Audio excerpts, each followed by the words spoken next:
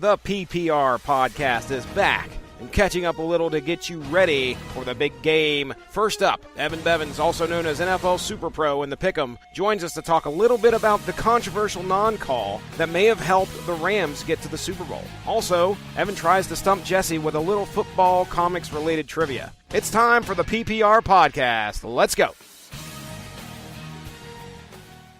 Ladies and gentlemen, welcome to the 2018 NFL Pick'em. Boy, I can't even remember what I called this. That's how long it's been since I've done a podcast on it. The Pick'em rundown. Wait a second. The Pigskin Pick'em 2018 rundown. There you go. And joining me tonight, coming back, recurring guest right here on the podcast. Thanks for coming back here, Evan Bevins. Are you ready to discuss? We're getting ready for the Super Bowl, man. Are you excited? I am usually excited for the Super Bowl if for no other reason than it's going to be, 8 months till I can watch football again? 7? Yeah, that's kind of disheartening to understand you've got a long break in between. It's bittersweet. You know the big game's about to happen, and then you have a long time in between to see what your team's going to be doing on the off season and how you're going to end up, who the winner. Oh man, I really don't want to have to hear New England Patriots fans all year. I'll just put that out there right now. But that's burying the lead.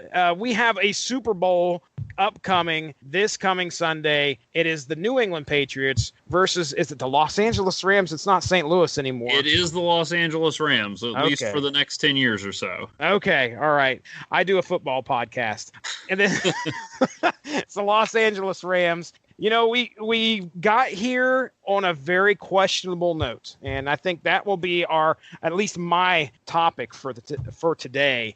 We got here on the LA Rams are in the Super Bowl potentially because of one of the biggest non-calls in NFL history. A lot of publications, internet articles that I read, they have touted this as being, if not the biggest missed call ever in a game, specifically one that had such a large outcome on who was going to the big game at the end of things. Just to kind of give you guys an idea of what we're talking about, in case if you're an NFL fan and you don't know about what happened, we have the New Orleans Saints going up against the Los Angeles Rams. The Saints are driving. There's a few minutes left. I'm going to try and put this in as general terms as possible because, number one, I have the names, but I can't, I saw the names and I can't remember them. But we'll just put it out like this. Drew Brees, all right, has the opportunity to try and drive the Saints down, kick a field goal, run the clock out. All right.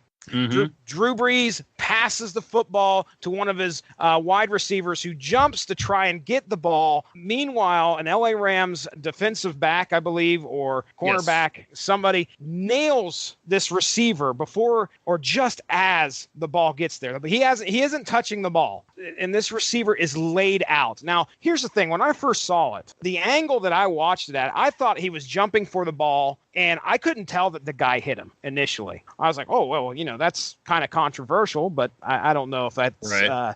And then I saw another angle, which clearly shows the LA Rams defensive man hitting him full on. He hits him with the helmet to helmet. He gets fined for that later on, but he lays him out. And there is a referee within at least 10 feet of this going on, maybe less than that, who you can see in that angle is watching everything go down. And he calls an incomplete pass. Does not call a penalty, there's two penalties here. There's pass interference and the potential for a helmet to helmet as well. Right. Nothing gets called. This obviously results in the game ending up in a tie at the end of regulation. They go into overtime. The Los Angeles Rams are able to secure the victory and head to the Super Bowl. Of course, this leaves a bad taste in the mouth with every New Orleans Saints fan. It also leaves a bad taste in the mouth of a lot of people who have already had problems with officiating that has been occurring in the NFL already. So let me just get your opinion first. I mean, were you watching the game? Because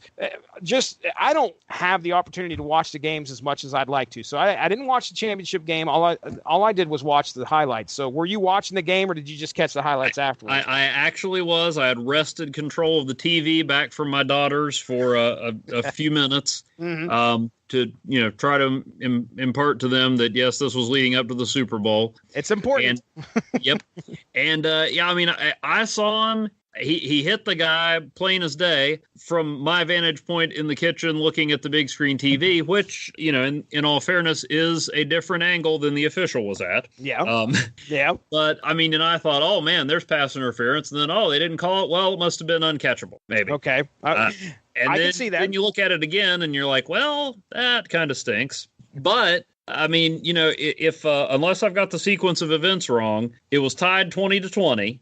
So the Saints kick a field goal. So the Rams still had like a minute and a half to get into field goal range. Okay. And then they had overtime.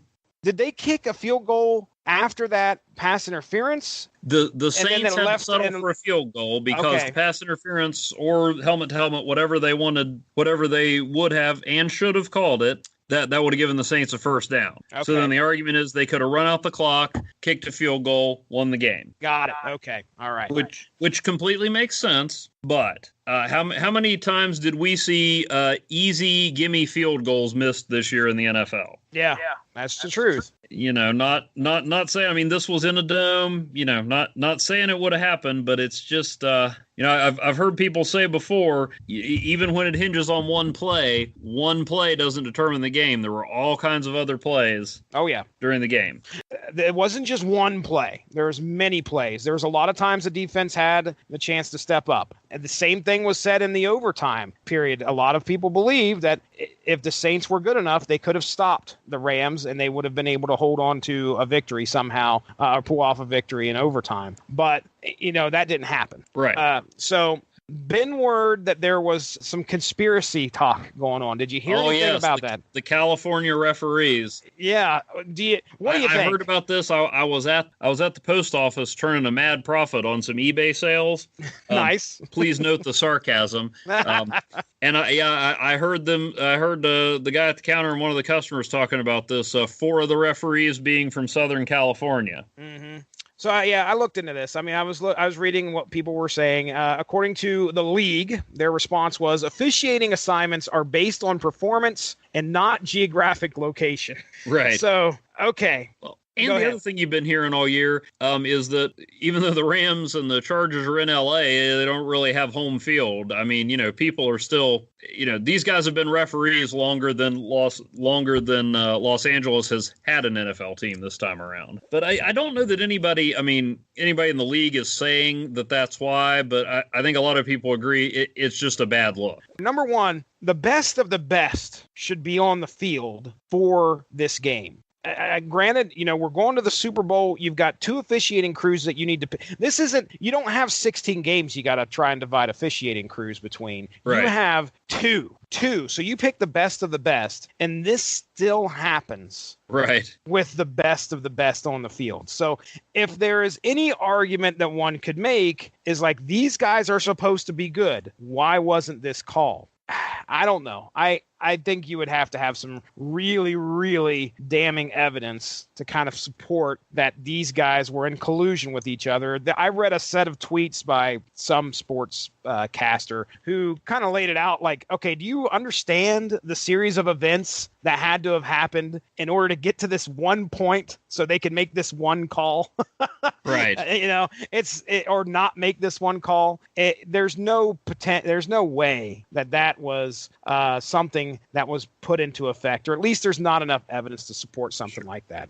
It was a bad call in, you know, the second biggest spotlight you're going to have in the NFL, this weekend being the biggest. Mm-hmm. But I mean, it happens. I don't know, is it worth making pass interference calls reviewable? And then I was reading something today, Calais Campbell that plays for the Jaguars, they were talking to him about it, and he said, well, then don't you have to make holding reviewable? And then if you're going to go video evidence on every play, you can probably call a penalty on every play. Exactly. That's the thing that blew my mind the most out of this whole thing. Okay, I understand we missed a call. And then I saw like 2 days later, they're saying we're going to have pass interference as a reviewable play or review as something that could be reviewed. And I'm like, I don't know how you would figure this in. Now, granted, they didn't tell us how because they're probably just throwing that out there saying, okay, this is something we're going to look at, and then we'll figure out how to potentially work it into the officiating and how it can be challenged. But you're right, dude. I mean, you look at it, what are they going to do? Are they going to give them like 3 blue flags to throw out there for non-calls? And if that's the case, I mean, you're going to save every single one of those up till the very end because you're right. Every play. I mean, the only thing I could think of, I don't know if you're going to have to specifically say, hey, this player did this to this player and I want this reviewed. And they would only review that specific moment and not go into any of the other stuff that's going on in the field, because 9 times out of 10, somebody's getting held. 9 times out of 10, there's something that the officials missed. There's only so many officials versus players on the field. And then if you're going to throw pass interference in there, then what happens when there's a big, I mean, everybody still argues over roughing the passer. What happens when there's one of those in a big moment? Do you replay that one? I mean, it almost gets to the point where it's that slippery slope. Once you start with one, what's your rationale? Well, that one didn't change the outcome of a Super Bowl, so we don't need to review that type of play. Yeah. I mean, there's clearly going to have to be limits. So very similar to kind of like what they did with the red flags, you only get so many, and it's going to cost you a timeout. So there's going to be a cost if something is not actually there. And that's, the advantage of replay right now is that the officials are making a call, and you're saying no, that's not a first down, or no, that's not it, or that's not this. Here you're saying this happened and you guys didn't catch it. I want you to review it and see if it actually happened. And if you see something, the only thing I can think of is it's got to be something within vicinity of the ball, maybe. Right. I mean, you can't, because holding, I don't think there's any way they could do something like that where they review it and, oh yeah, there was holding on that play, back them up 5 yards.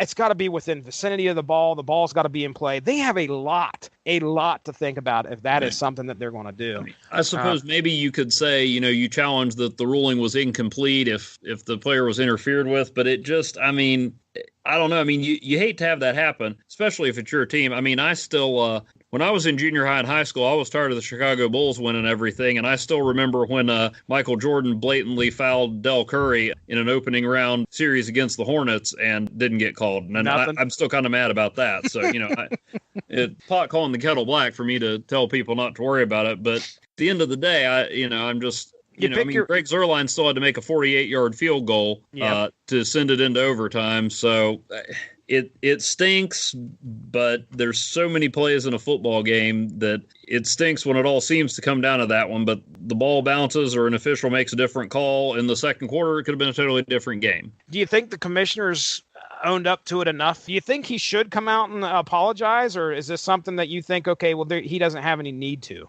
Well, I mean, I think just because of the magnitude it's taken on, I think he needs to say, if all those reports are accurate, and I'm sure they are, that the NFL believes they made a mistake, then he needs to say that. Okay. But short of going back and playing the game over or the last 2 minutes over, what are you going to do? And even then, Saints fans would have an argument. And then I read or heard somebody talking about, what they thought was a blown call when the Jaguars and the Patriots were playing in the championship game last year. So then you say, oh, well, maybe we should. I don't know. I mean, I think even though it was obviously wrong this time, you just kind of have to let it go as it was. If you need to make rule changes in the future, that's fine. But my thing is, even if you don't like the rules, if everybody's playing by the same rules, that's the way you got to go. And I just think it's refreshing to have a controversy leading up to a Super Bowl involving the Patriots that doesn't actually involve the Patriots.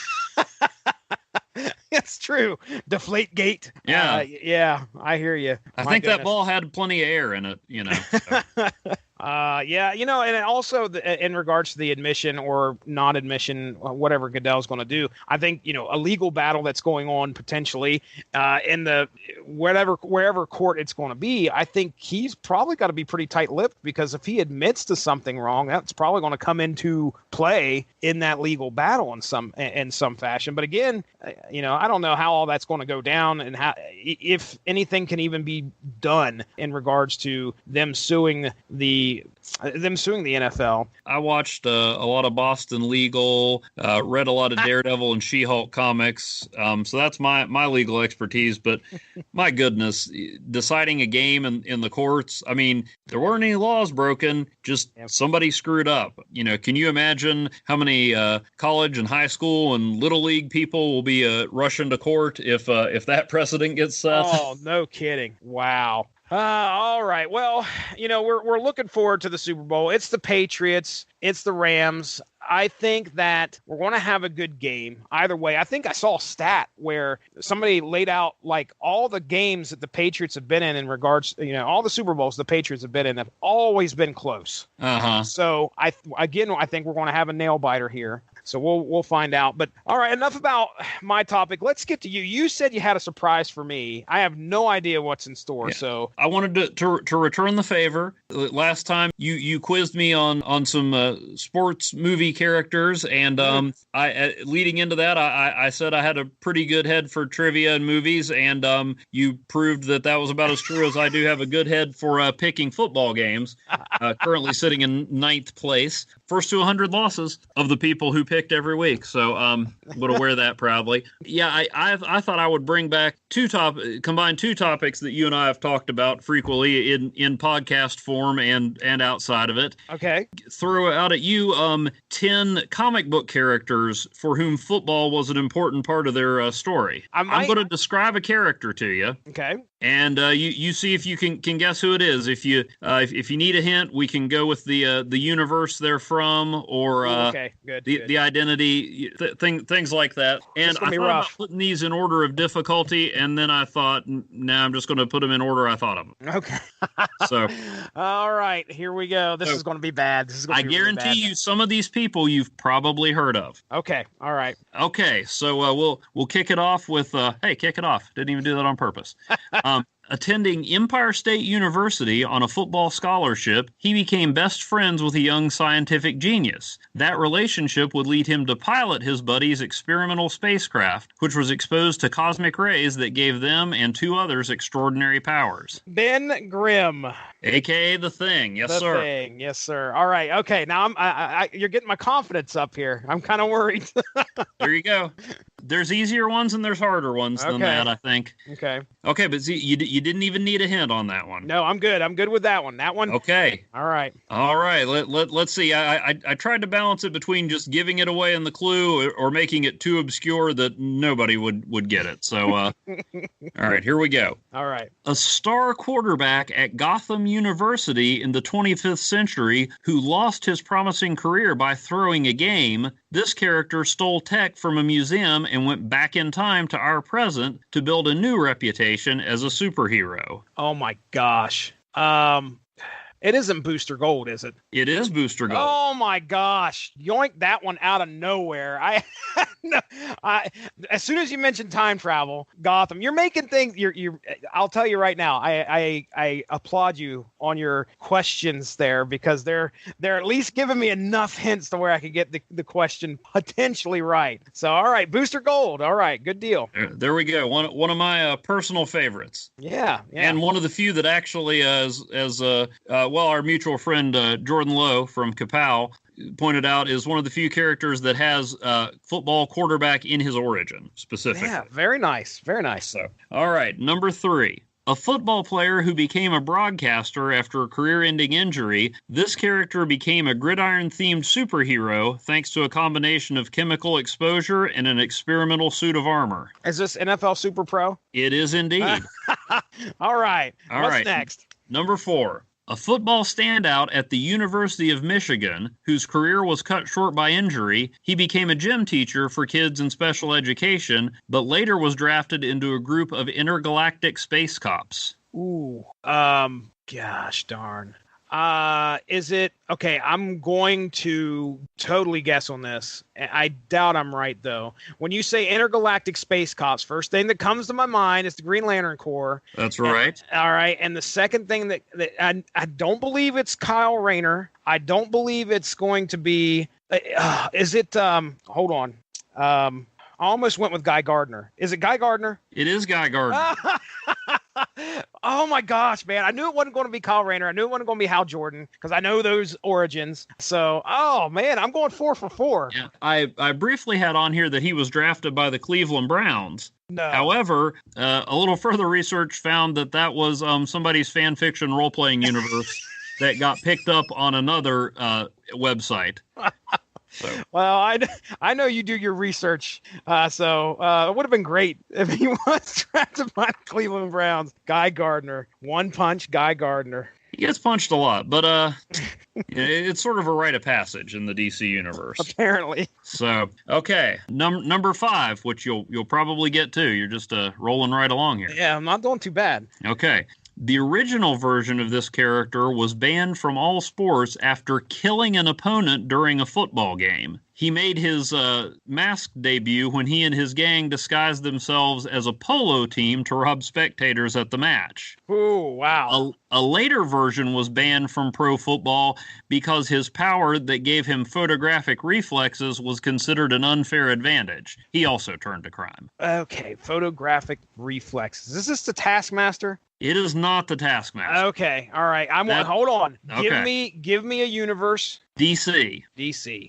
I'm gonna have to bow out on this one because I cannot for the life of me think of it. Isn't Deathstroke? No, it is Sportsmaster. Sportsmaster? Yes. Okay, all right. Do you have a history, or at least can you tell me where this guy showed up? I have never heard of this. The polo match was in an old golden age issue of Green Lantern back when Alan Scott was Green. Okay, all right. Admittedly a weak spot for me. Yeah, and I am not 100% sure that I've read a comic that he has figured prominently into. He may have been a background villain. I got to know him on the Young Justice show. Okay. So Sportsmaster was on that, and then when I was doing research, I actually wrote a few years ago about comic characters that played football, and found him that his pre and post crisis origins tied into football. Okay, very cool. So yeah, that one was a bit of a that's a deep cut right there. Either way, good question. All right, so what am I, 4 or 5 here? 4 or 5. Okay. All right. Number 6. Playing for the Green Bay Packers gave this Canadian scientist the money to fund the research that eventually transformed him into a big hairy superhero. Ooh, is this Sasquatch? It is Sasquatch. Yeah, actually, referenced in at least 2 different comics and his official Marvel bio that he played for the Packers. I did not know that. That's awesome. And he kind of had a little bit of envy for Bruce Banner, and he took his pro football money and started researching gamma rays himself. Sasquatch it didn't show up anywhere else before. No, did he? Okay. No. I believe his first appearance was whenever they showed up in X-Men. Okay, got it. So, all right. So yeah. But yeah, a Green Bay Packer. I'll remember that. And then just in a recent issue of Hulk that came out within the last year, Sasquatch guest starred and mentioned that he got some information because the guy he talked to was a Packers fan. So he was able to, give him an autograph or something. Nice. So, okay. All right. 5 of 6. Yeah, not doing too bad. There you go. Okay. After the New York Smashers quarterback gained superhuman strength and stamina, football failed to hold a challenge for him. So he and 3 of his teammates joined up to form a team that helped people with unusual problems, but none of them were kickers. None of them were kickers is a nice little touch there, but I don't know. Okay, give me a universe. Marvel. Okay. And, all right. And a specific branch of Marvel, if that helps any. I'm going to have to. I don't know. Do you want the names of the team members? Yeah, that'd be great. If that would help. Yeah. Mr. Magnificent, Brick Wall, Suicide, and Dasher. Anyway, give me the answer. These guys came from Marvel's new universe. Okay. No, is this DP7? Nope. Okay. Kickers Incorporated. Oh, for Pete's sake. And not one of them was a kicker.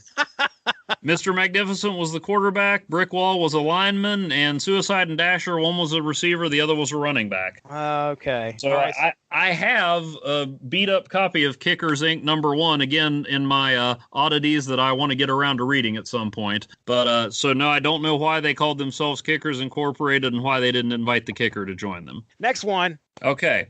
An updated version of his origin showed this character was a standout high school football player being scouted by major college programs before he was gravely injured in an explosion. His father saved his life using experimental nanites and robotic technology. This is Cyborg. Yes, indeed. Yes, indeed. All right. Okay. So, although apparently the whole football thing was a fairly recent development. I didn't know that. New 52 in the movie. I was going to say when we covered Teen Titans 1 through 8, there wasn't much mentioned in there about him being a football. Actually, there's a couple references to him playing baseball, but nothing about football in there. So okay, that's interesting. I'm glad I got that one. Oh, there you go. Down. I got 6. What am I? 6 out of 8 or 6 out of 9? 6 of 8. Okay, 6 of 8. Yeah, you got a better completion percentage than Drew Brees at this point. So. Okay. Many versions of this hero's backstory show his adoptive father forbidding him from playing football in high school because his abilities might be exposed or give him an unfair advantage. Other tales show him taking to the gridiron and becoming a star. Plus, there was a Golden Age story where he drugged and impersonated a college player to stop another team's coach from rigging the game. Is this the Flash? No, okay. It is not. All right. But it is a DC character. It is a DC character. Is it Superman? It is. Oh, well, I won't take the point for that one because I guessed Flash initially. Yeah, I mean, I remember a lot of times, and it doesn't seem like Pa Kent would want him having an unfair advantage against the others. But I know there was a storyline on Smallville where he played for a while. And I think in one of the updated origin stories, maybe it was in Byrne's Man of Steel, where he actually did get his Letterman's jacket and things like that. I remember that Smallville episode you're talking about, or at least that little bit that was in there. Because he met the star for the Metropolis College team, Jeff Johns. Nice. Nice. Bigwig DC writer for those of you who know football but not comics. That's right. Okay, last one. Okay, number 10, Flash Thompson. You know what? Flash Thompson almost got on here. How? I was like, I'm waiting for the Flash Thompson question. Well, I kind of left Flash off because, I mean, I don't know. In a way, football was central to his character because he was, he was the prototypical jock bullying the nerd that was Peter Parker. But by the time he got around to being a superhero, football was long in the past. Yes, it was. Yeah, it was. I ended up, obviously didn't have many hard and fast rules since one of them was a team, but, I kind of left him off because he wasn't necessarily a superhero till more recent years. Okay. So. All right. That's so fine. Give yourself a bonus point for Flash Thompson. 1 point. Extra credit. All right. There you go. Okay. All right. Known more for his brains than his athletic acumen, this character's powers helped make him a scholastic football star, although his record-breaking performances and antics like swinging from the goalpost by his feet eventually revealed his mutant nature. I'm like, okay, so this would be Hank McCoy, the Beast. That is correct. Oh, right. Yes. I know he's much less associated with football than Flash Thompson, but when I found that reference and eventually found the picture of him swinging from the goalpost by his feet, because I didn't want to, put more fake news out there like Guy Gardner played for the Browns. So I figured that might be enough. I could just say, hey, this guy played football and got powers. Yeah. But you want to give him you want to give a chance to get it. A 7 out of 10. I mean, straight up 7 out of 10 ain't too bad, right? 8 out of 10 if you count your Flash Thompson bonus point. All right. That one teacher or the one question the teacher didn't ask on the the quiz. Plus when you're going to bring in Sportsmaster, you got to throw in you got to have some that are a little easier. There's got to be or at least give you a chance, because I don't think if I'd told you that his secret identity was Lawrence Crusher Croc, that would have helped. No clue. Not a clue. That was fun, man. Thank you for bringing that on here. Had a lot of fun with that. There's nothing I like more than comics, football, useless trivia. Yeah, well, I don't know how we're going to top that next time we get together there next year. It's going to be tough. Looking at the pick'em, I mean, Evan, you got, let's see, you got an opportunity here, it looks like. You have an opportunity to advance by You may be able to tie for, was it tie for 8th? Tie for 8th with Thug and Harmony. And I'm not 100% sure. I know we pick those tiebreakers every week. Even if I win, Thug and Harmony will have picked 7 more games correctly than I did. So when it comes down to the percentage, I wonder if that factors in. I bet it would. I would say it would have to. So mainly I'm looking at more like fending off Swin and keeping my 9th place. He also picked 8 more games correctly than I did. So somewhere along there, I stumbled into some good points. That's good. Yeah, you got some good luck there. Well, I wish you the best of luck. Hopefully you can stay in 9th, and I don't know how 8th is going to work out for you, but either way, you can at least say points-wise you tied for 8th if it comes down to it. Yep. So you got any plans for the big single game? Digits. You got any plans for the big game, man? No, just gonna hope the antenna cooperates. Usually end up watching it with my wife and kids, complaining like an old man during the halftime show. You call this music? I remember when Tom Petty played the Super Bowl. They obviously do not care whether I watch the Super Bowl halftime show or not. But usually I'll be on Facebook and maybe even Twitter now that I finally caught up to that. Oh, nice. With my thoughts and musings on the commercials and the game too. Okay. So if you don't want to see that, just be sure to block me for that evening, because it's like that and the Oscars. I social media a lot. It's a New England Patriots, LA Rams Super Bowl. Who do you want to win this game in your heart? That's where I have trouble, because I mentioned years ago I got sick of the Chicago Bulls winning everything. So young Evan would not be able to stand the Patriots at all. but older Evan, I remember rooting for the Patriots in some Super Bowls, and I'm also old enough to remember when the Patriots were the laughingstock, absolute worst franchise in the NFL. Yeah, they were. When you were like, wait, they actually got to a Super Bowl and then got slaughtered by the Bears. So even when they had their best season, they were a laughingstock. So I remember all that. I remember when Brady shocked everybody, taking over for Drew Bledsoe. And, I hadn't thought about this at first, but, the first Brady Super Bowl was an upset win over the Rams. Yeah. So there would be something kind of poetic. I know Brady says he's going to play a few more years, but there would be something poetic if maybe this is the last go round, if they don't make it back, to them getting the 6th ring against the team that started it, or maybe if you don't like the Patriots, there's something poetic about the Rams being the ones that lost to them first and then being the ones that shut them down. Yeah. But I think if we've learned nothing else from this season, it's that you never, ever count out Tom Brady and the Patriots. No, dude, I wrote him off, and I should have never done that. My dream is for the New England Patriots and Tom Brady to win this Super Bowl, and Tom Brady say, okay, I'm going out on a high note, because me and young Evan could have hung out, had a few pops together. All right. Watched the Super Bowl and hated on the franchises that were what do they call them? The dynasties. Dynasties. Thank you. The dynasties. I can't stand when a football team starts to have a dynasty. I want to see things get mixed up, but then you start seeing the same team over and over and over. And when you're a Cleveland Browns fan and you are sitting there watching your team suffer and this other team continually win after win after win with an old coach from the Cleveland Browns, there is a very bad taste in your mouth. So yeah.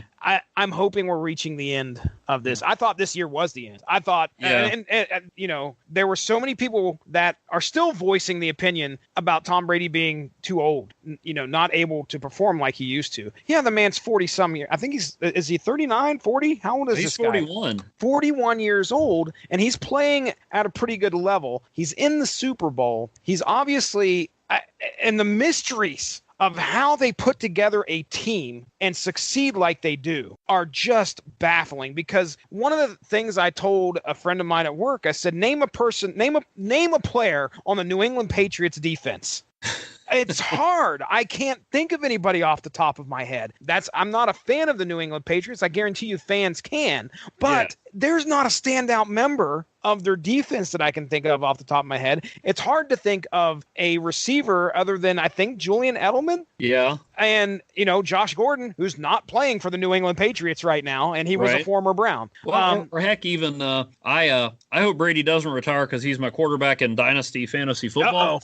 But, one of the things that derailed my team early on was I drafted in the Dynasty League trying to hit the next young star with a high draft pick, Cordarrelle Patterson. Oh, boy. Okay, and he's done nothing except exactly what the Patriots need him to when they need him to. When they need him to. That's so, right. It's amazing. I mean, I remember the Belichick years in Cleveland, and you're like, that guy's got a new job. That's nice. Mm-hmm. Now he's going to be the greatest coach in NFL history. Yes. And that's not hyperbole. I mean, really, he is going to have a Hall of Fame spot. He's up there with names like Lombardi. It's impossibly surpassing them because this guy it just blows my mind at what we're missing out on and the big what ifs for Cleveland. But either way, they are able to put together a team and they're able to get to the Super Bowl. I've got a miniature taste of that since Sean McVay used to be the Redskins quarterbacks coach.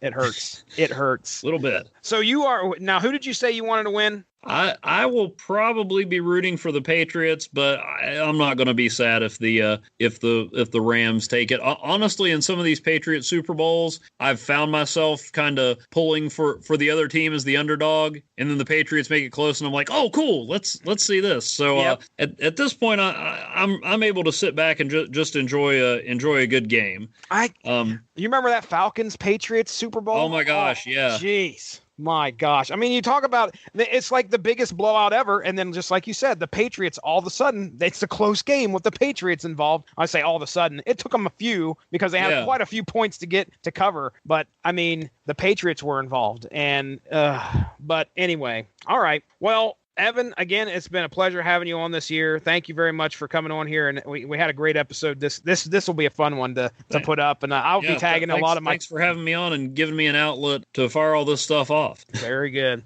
All right, well, ladies and gentlemen, this has been the 2018 Pigskin Pro Football Roundup, something or other. We will be talking to you. Correct title here. But other than that, ladies and gentlemen, that's Evan. I'm Jesse. Y'all have a great one. Go Rams. Have a good one. Bye-bye.